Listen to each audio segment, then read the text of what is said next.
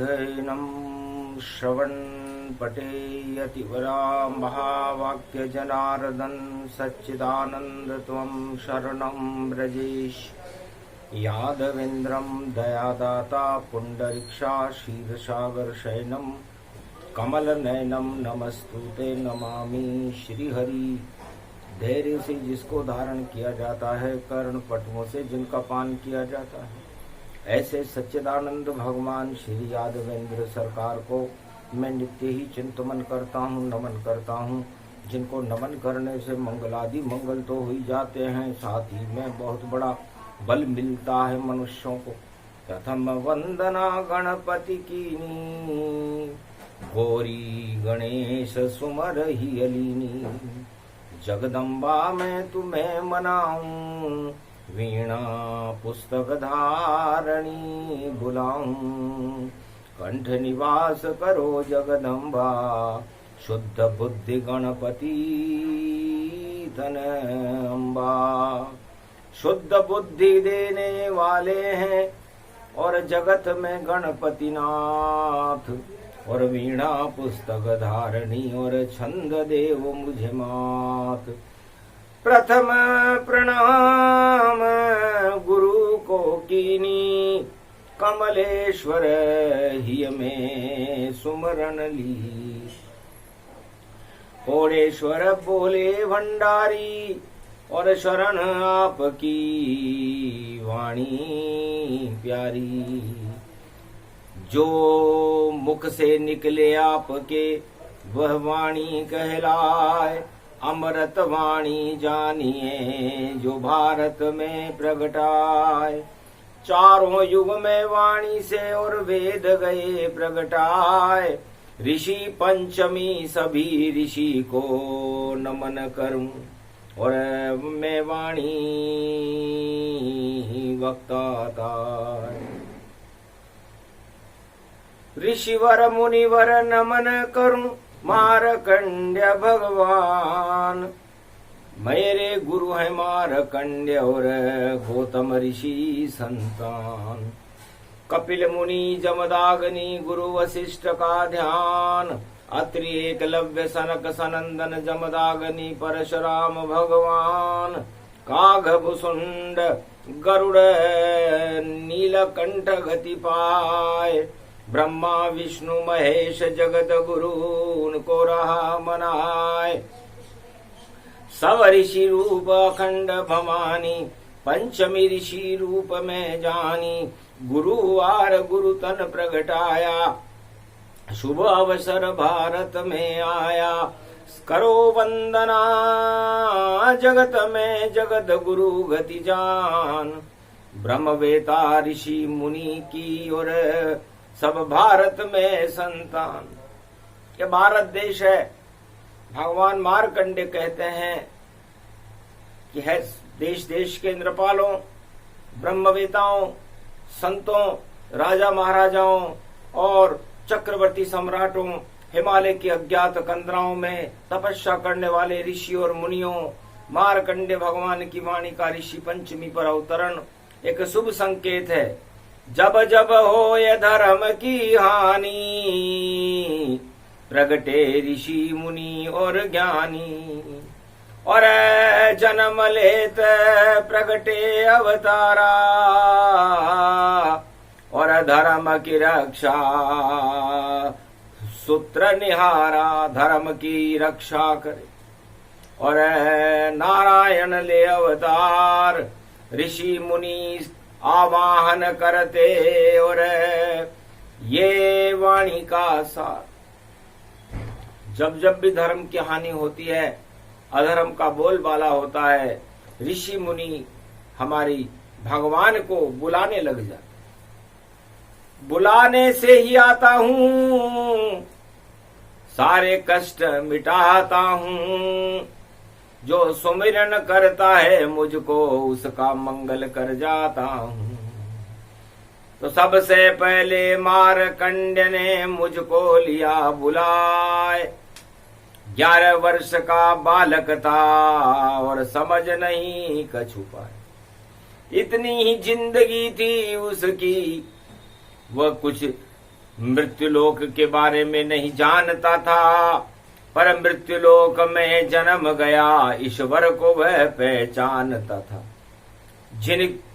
जो उसके पिता बने वह असमर्थ कहलाए, और जगत पिता समर्थ बने जो अमर उन्हें कर जाए। मार्कंडेय कहते हैं कि मृत्युलोक में जितनी भी आत्माओं का जन्म होता है, चाहे वो नर नाग किन्नर गंधर्व पशु पक्षी हो या मनुष्य हो, तो मनु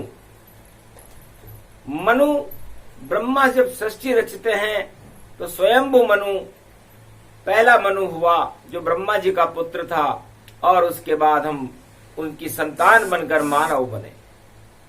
तो मानव बन गए मनु से, और ईश्वर जान न पाए। मानव नहीं तुम मुनि बनो तो ईश्वर कृपा हो ही जाए। तो भगवान मार्कंडेय जो ब्रह्मवेता हैं, ऋषियों के ऋषि हैं, आदि सनातन हैं, अजर अमर अविनाशी हैं, और जिनकी कभी मृत्यु ही नहीं होती। ये इसलिए होता है कि ऋषि पंचमी पर्व पड़ा है, ऋषियन के गुण गाओ, और रस भर लो ईश्वर का इस पंच तत्व में, और सभी मुनि बन जाओ। मनु से मुनि बनना और मुनि से बनकर के ईश्वर को प्राप्त करना हमारे जीवन का सबसे बड़ा धर्म है। ये पंच तत्व का शरीर है, तो क्षिति जल पावक गगन समीरा, पंच तत्व मिल बने शरीरा।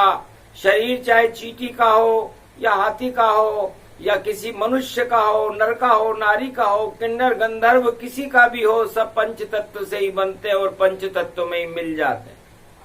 तो इस पंच तत्व को चलाता कौन है?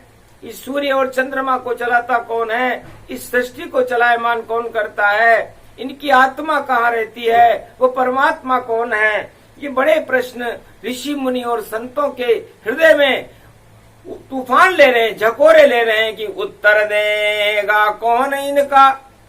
ऋषि मार्कंडेय खुद आए हैं, समझा देंगे सारा जीवन और अमर तत्व बतलाएंगे।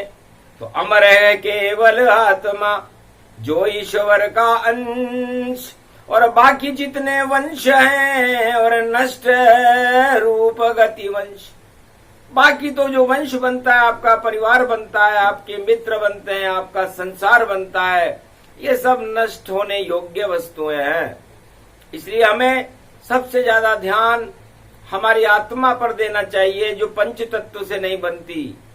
उस आत्मा का प्रकाश इस पंच तत्व में होता है। पंच तत्व में तो अंधकार ही अंधकार है, क्योंकि मिट्टी है और मिट्टी का जीवन आत्मा है, और आत्मा में परमात्मा के अंश हैं।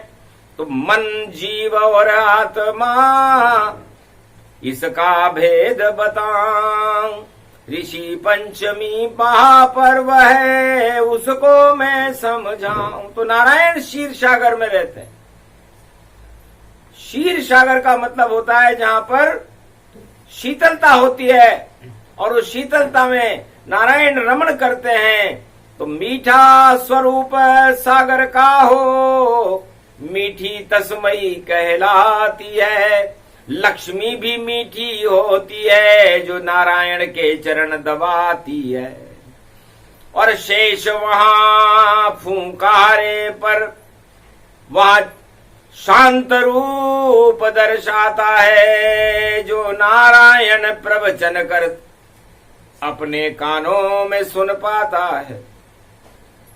और गरुड़ पंख विहार करे और वाहन विष्णु बना भारी, नारद घंटा ध्वनि वहां करे ऐसी प्यारी शेष शैया प्यारी। तो शेष शैया पर परम स्वतंत्र न सिर पर कोई, भाव करे इच्छा मन जोई। ऐसे नारायण विराजमान रहते हैं, और वह क्षीर सागर बैकुंठ है। और ये आज ऋषि पंचमी का दिन है, ये मृत्युलोक है। इस मृत्यु के अंदर प्रकाश आपकी आत्मा में होता है और ये आपकी आत्मा प्रबल होती है और जब आत्मा में ईश्वर की शक्ति प्राप्त हो जाती है तो आत्मा परमात्मा में विलीन हो जाती है।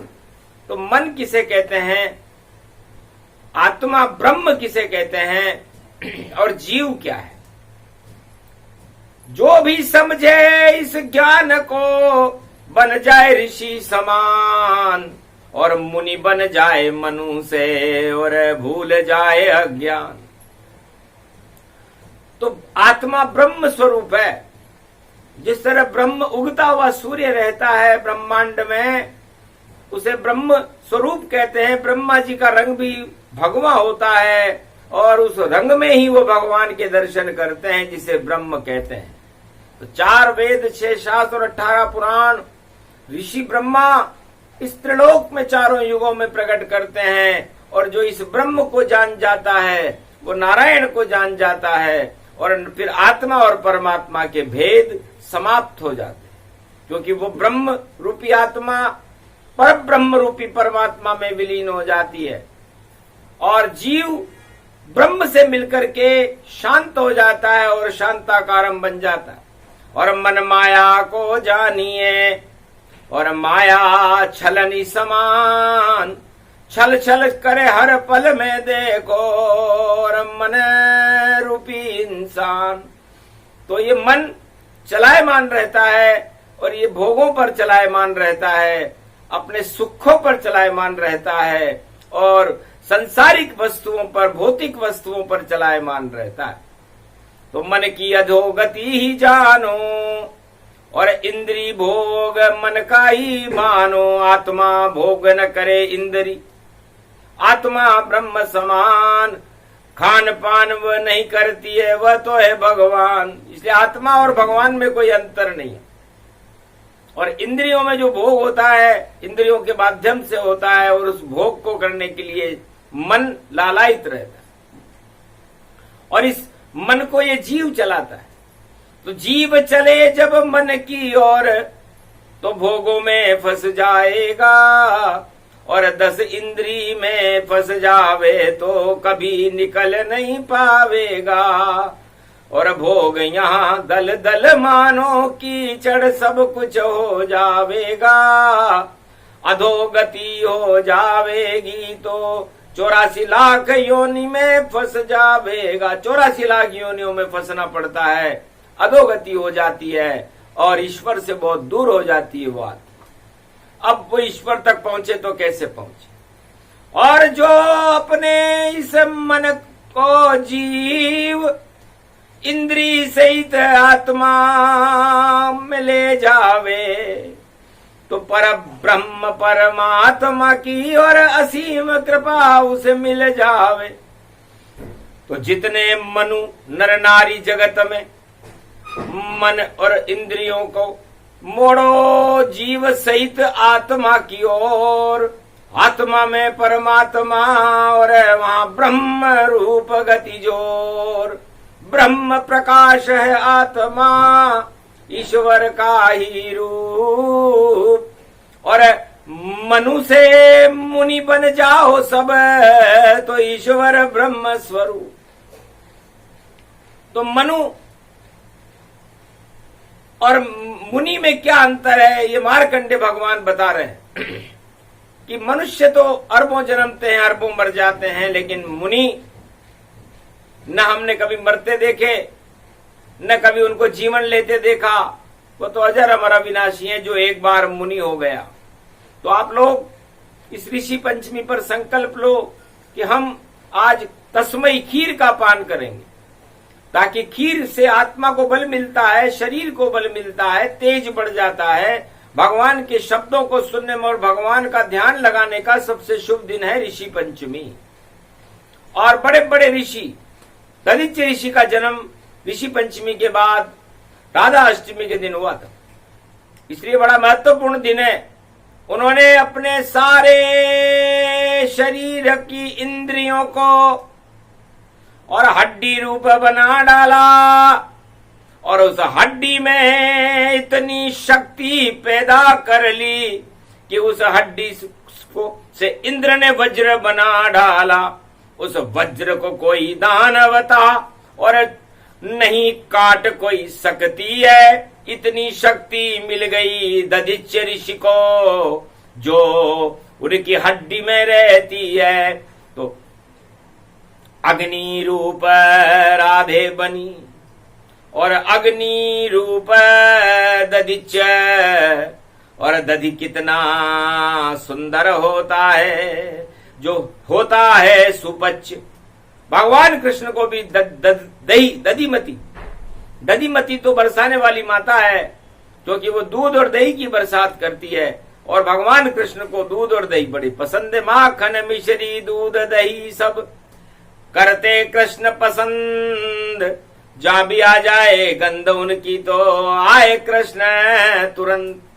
जिस घर में दूध और दही की नदियां बहती है वहां भगवान कृष्ण का प्रकाश और प्रवेश हर पल होता रहता। तो आपको भगवान मार्कंडेय कहते हैं कि सभी मनुष्यों को अपनी मन और अपने जीव को आत्मा के पास ले जा करके ईश्वर की तरफ मोड़ना चाहिए। उसे मुनि कहते हैं। मुंह का मतलब मुंह से निकले ईश्वर। मुंह न ई, मुंह का मतलब आपका मुंह, न का मतलब निकले और ई का मतलब ईश्वर। तो आपका मन, जीव और आत्मा और मुखारविंद, ध्येय ध्याता और ध्यान एकाकार होकर के अपने मुखारविंद से हर पल हर क्षण हर श्वास में ईश्वर का नाम जपते रहें तो मुनि हो जाता है। तो जब जब मन मुनि होएगा ईश्वर आ जाए पास। कभी नहीं वह नर नारी होंगे यहाँ उदास। जिस पे ईश्वर की कृपा भोग जाएंगे भूल, अमर हो जाएगी आत्मा और पंच तत्व निर्मूल। इस पंच तत्व के आगमन से आपको मुक्ति मिल जाएगी और बैतरणी नदी से पार होकर के भगवान से साक्षात्कार हो जाएगा और आपकी आत्मा नारायण में विलीन हो जाएगी। इसे मुनि कहते हैं। ऋषि वही ऋषि होता है जो अपने अंदर परमात्मा का रस बाहर छलकाता रहे, बन जाए एक कुंभ। शीतलता जैसे कुंभ में रहती और जल उसमें है अनंत। जैसे जब जो कुंभ भरता है मिट्टी से बना हुआ होता है, वो भी पंच तत्व का कुंभ है। उसके अंदर जब आप जल भरते हो, कैसा भी जल भर दो ठंडा हो जाता है, शीतल हो जाता है। तो आपका ये शरीर पंच तत्व का एक कुंभ के समान है। ब्रह्मा जी कुमार हैं और मिट्टी से ये कुंभ तैयार किया गया है और उस कुंभ के अंदर आपके अंदर जल भरा गया है। खून और जल जानिए ये ही जीवन जान। इसमें शीतलता रहे तो मिल जाए भगवान। तुम्हारा कंड्य सब ज्ञान बतावा और ऋषि पंचमी ऋषि सुनावा। हिमगिरि संत प्रसन्नति भारी और तस्मई सबको अर्पित कर दी सारी। केल पान दोना बना उसमें भर दी खीर। भक्ति की ये खीर है साऊ की जो बदल दे तकदीर। ओमकार के ब्रह्मनाद को मुनि ने दिया प्रगटाए। ओमकार की ध्वनि जो नाभि निकली जाए। हर मनुष्य के नाभि के अंदर ओमकार की तरंग रहती है और इस ओमकार की तरंग से जीवन चलता है। उससे ऊर्जा उत्पन्न होती है, क्योंकि ओम से ही ऊ शब्द बनता है और उर के अंदर हृदय को कहते हैं उर। और जा का मतलब जगतपति नारायण के पास उस हृदय को लेकर जो चला जाता है, उसके अंदर असीम उत्पन्न ऊर्जा हो जाती है। वो ऊर्जा ही ईश्वर का स्वरूप है, ओमकार स्वरूप है। और चंद्रमा की तरह उस ओम के ऊपर एक चंद्रमा लगा रहता है, जिसमें जैसे भगवान शंकर के मस्तिष्क पर चंद्रमा शीतलता और शोभायमान उनके ललाट को करता रहता है, वैसे हर आत्मा के ऊपर ओमकार का चंद्रमा शीतलता प्रगटाए। और आत्मा है ये सूरज रूप जो ओम ध्वनि प्रगटाए। तो पंच तत्व की देह का क्या जग में इतबार, ना जाने किस समय को जावे स्वर्ग सिधार। तो खीर खाओ क्षीर सागर की और मौजों करो तमाम, जितना जीवन आपका ले और राम का नाम। तो निराकार ज्योति स्वरूप है दिव्य राम प्रकाश। ओम राम रामेति रामेति रमे रामे मनोरमे, सहस्त्र नाम तत्व तुल्य राम नाम वरानने। हमारे हृदय में, हमारी आत्मा में, हमारे जीव के अंदर राम नाम को रमण कर दो और उस आत्मा को सूरज जैसा ब्रह्म स्वरूप बना करके, उसमें चंद्रमा की बिंदी लगा करके, ओमकार स्वरूप बना करके परमात्मा निराकार ज्योति स्वरूप से मिला दो। ये सब ऋषि मुनियों की इच्छा है। तो इच्छा सुन नारायण हंसे और भई प्रसन्नता ताय।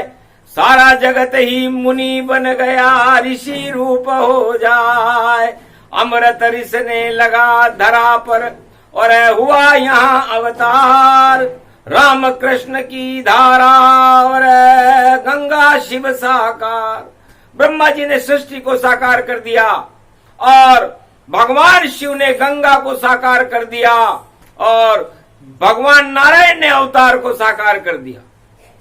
और मुनियों ने आदि सनातन संस्कृति, 4 वेद शेषास और 18 पुराण लिख लिख करके सुना रहे हैं, जगत को दे रहे ऋषि सब ज्ञान।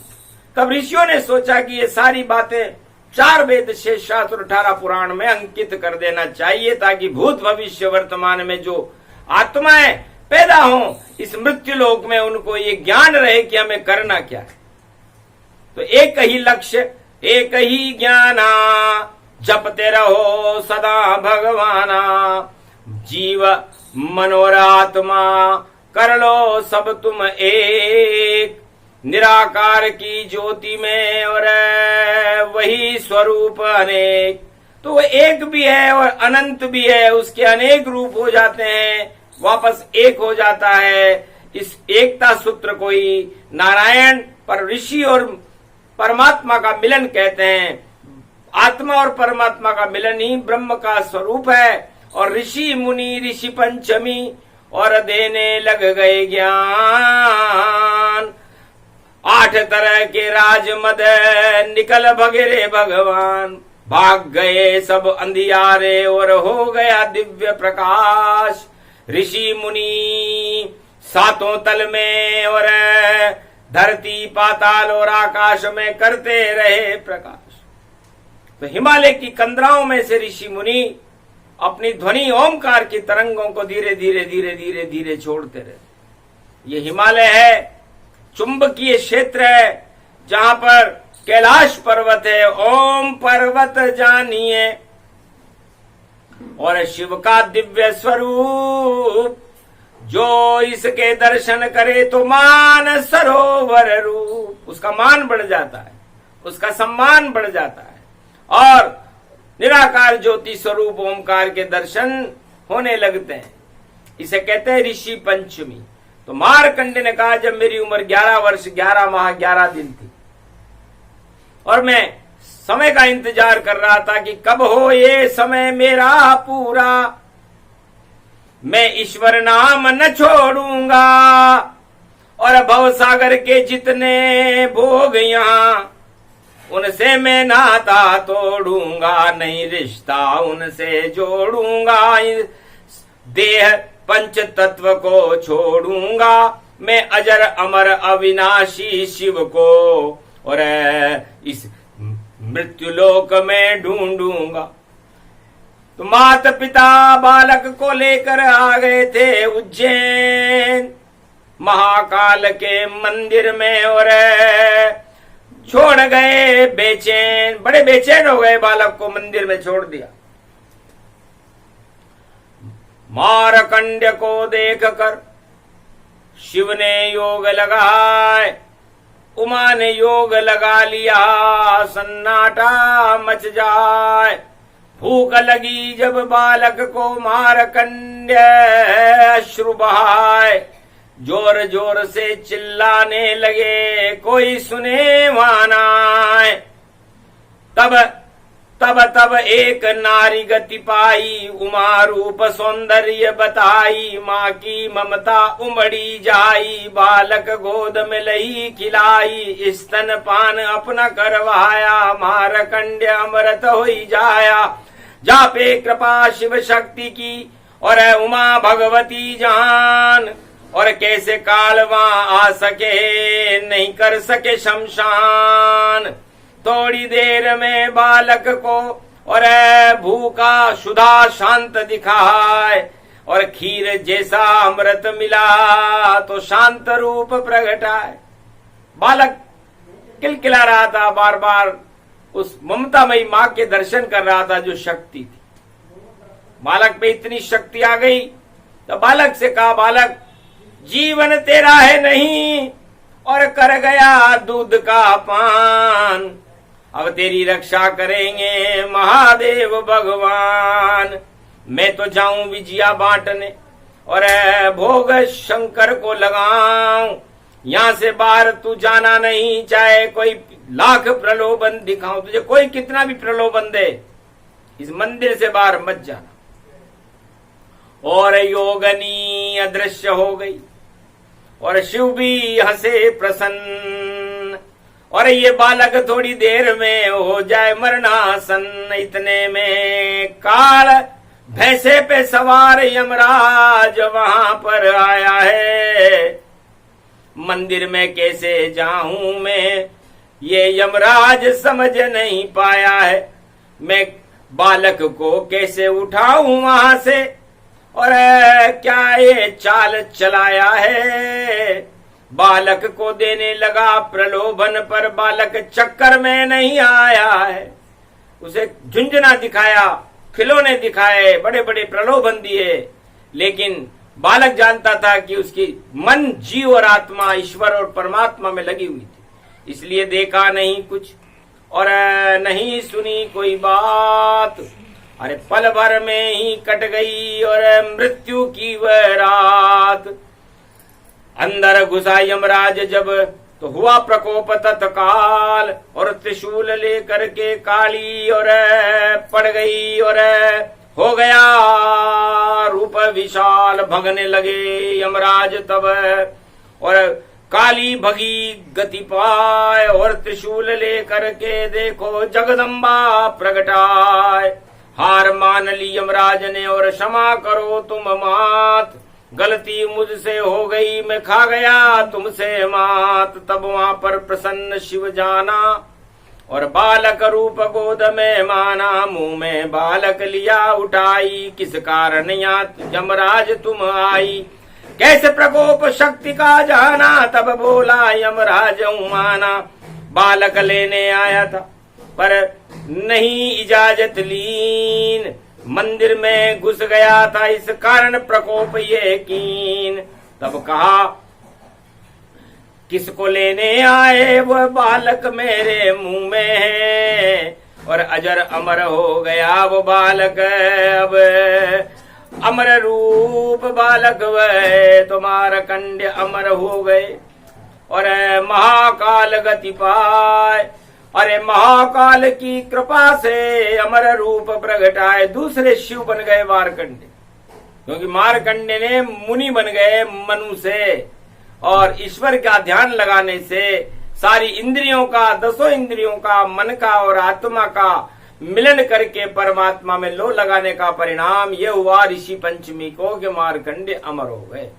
अमर रूपम तत्व रूपम मारकंड प्रथम पूजा ऋषि पंचमी, महातत्वानि तेज तत्वानि अमर तत्वानि भूतानि, अमर कंड्य मारकंड्य अमर रूपम अखंड ब्रह्मम तेजम च प्रतिभूतानि ब्रह्म सत्ये यथा तन गृहान्ति अंत मृत्युञ्जनम तम महामृत्युंजय तम नमः शिव। न मंत्र जानू न पूजा न विधि, प्रथम पूजा मार्कंड्य मम गुरु ऋषि पूजा सर्वत्र पूजा महर्षि गौतम स्वर अंगिरा ऋषि कपिल मुनि जमदाग्नि गुरु वशिष्ठ वाल्मीकि ऋषि तुलसी ऋषि जमदाग्नि 33 सर्व शक्ति व्यापकम अदृश्य संत महासंत संत संतो गतिमति अति सर्व शक्तिदायकम अमर तत्व अमर कथा ऋषि पंचमी मार्कंड्य अमर भव। ऋषि पंचमी को सारे ऋषियों की कृपा मार्कंडे को प्राप्त हो गई, शिव कृपा प्राप्त हुई, ब्रह्म कृपा प्राप्त हुई और नारायण की कृपा प्राप्त होने के बाद यमराज को मुंह की खाकर वापस लौटना पड़ा और अजर अमर हो गए। वो था ऋषि वाला तेज। आज भी अपनी कथा कोई मार्कंडे ने सुनाया ऋषि पंचमी को, इसका एक शब्द भी कोई सुन लेता है तो अमृत को प्राप्त होकर के उसके पाप तो क्षय होते ही हैं, ईश्वर और संतों की कृपा मिलने लगती है। ये कथा भारत में हुई। तो भारत भाग्य जग गया भारी, आएंगे कल की अवतारी, सारे अंधियारे अंधकार को कर दे भारत से दूर। इतनी शक्ति भारत को मिल गई और ऋषि पंचमी भरपूर। ऋषियों की कृपा मिली, 4 वेद शेष 18 पुराण का ज्ञान, ब्रह्मा विष्णु महेश और खड़े हुए रे भगवान। सबने कहा तथास्तु, जाओ ऐसा ही होए। भारत में जब कोई संकट हो तो नारायण प्रकट होए, और प्रलय कोई कर सके नहीं तो ब्रह्मा देते साथ। शिव का तीसरा नेत्र खुल जाए देखो हाथों हाथ, तो इतनी बड़ी शक्ति है ऋषि पंचमी गुणगान। ऋषियों की संतान है हम सब और भारत है भगवान सियावर रामचंद्र शंकर हरि। ये प्रसंग पूरा हुआ, अमृत रूप प्रसंग। ऋषि मुनि का ज्ञान है और मार्कंड्य के रंग, तो मार्कंड्य अमर हो गए। अमर होने वाले ऋषि मार्कंड्य की जय हो। भारत में इस अमृत कथा की जय हो, भारत के ऋषि मुनियों की जय हो, हिमालय के अदृश्य संतों की जय हो, ब्रह्मा विष्णु महेश की जय हो।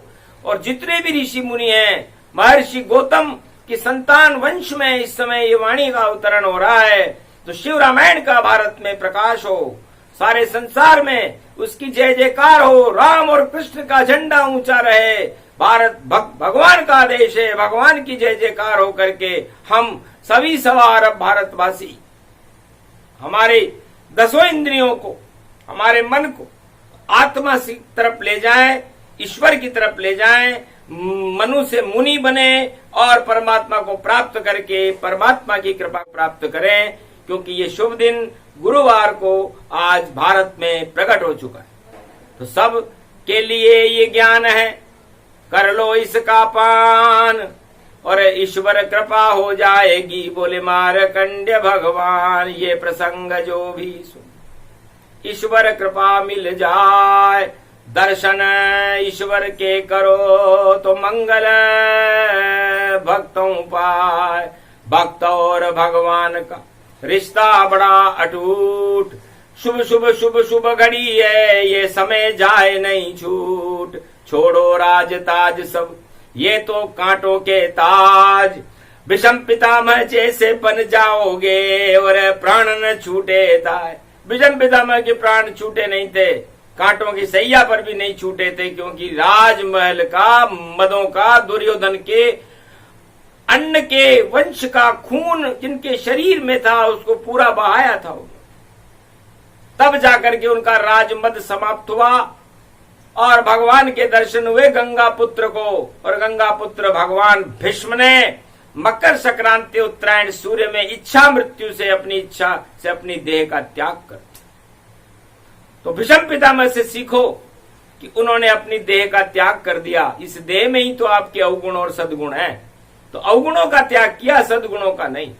आप भी अपने अवगुणों का त्याग करने का संकल्प लो और सारे अवगुणों को अब कांटा समझ करके उसकी सैया पर अपने आप को सोते हुए मान करके उस दुख का अनुभव करो और भगवान के नामों का उच्चारण करके परमात्मा से मिलने का प्रयास करो। तो हे भक्तों, हे भारत और हे ब्रह्मवेताओं, आप सबका कल्याण है, ये मार्कंडे आशीर्वाद देते हैं। बोलो जय भारत मां, जय मार्कंडे भगवान। ऋषि पंचमी महापर्व की जय। आज के आनंद की जय।